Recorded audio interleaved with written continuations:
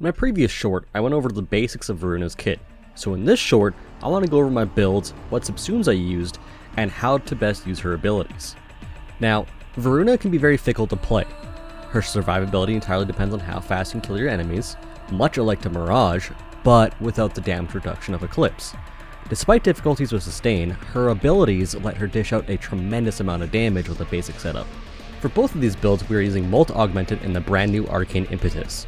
Arcane Impetus is incredible in Voruna because of her Fangs of Rack should be able to put every status effect on enemies, so you'll easily be sitting around 12 to 13 stacks.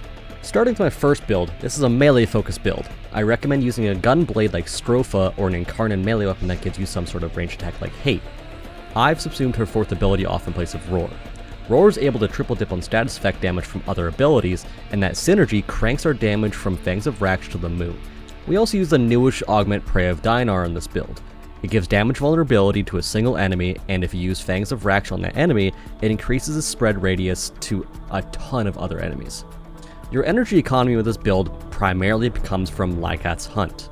So, at the start of a mission, turn that on, and also while you're doing that, hold down 2 and get your status effect immunity. The second build I am showing off is a much more Feast or Famine build. It is built solely around using her fourth ability with both of her available augments. Using Ulfrun's Endurance enables us to get a staggering 10 times damage multiplier, while still getting a boost of damage from being invisible with Shroud of Dinar. The gameplay is broadly the same with this build. Keep spamming your Shroud of Dinar and Fangs of Rack to keep your Lycat's Hunt on, but instead of running around cutting down your enemies with a melee weapon or gunblade, use your Ulfrun's Descent and turn into a rabid dog nuking enemies for huge slash hits while invisible. So those are both of my normal builds I use with Voruna. I've tried using Mirage's Eclipse, but the bonus status damage from Roar far exceeds the bonuses of Eclipse. Now go run free as the best dog in the world and be that fluffy little nuke that we all want to be.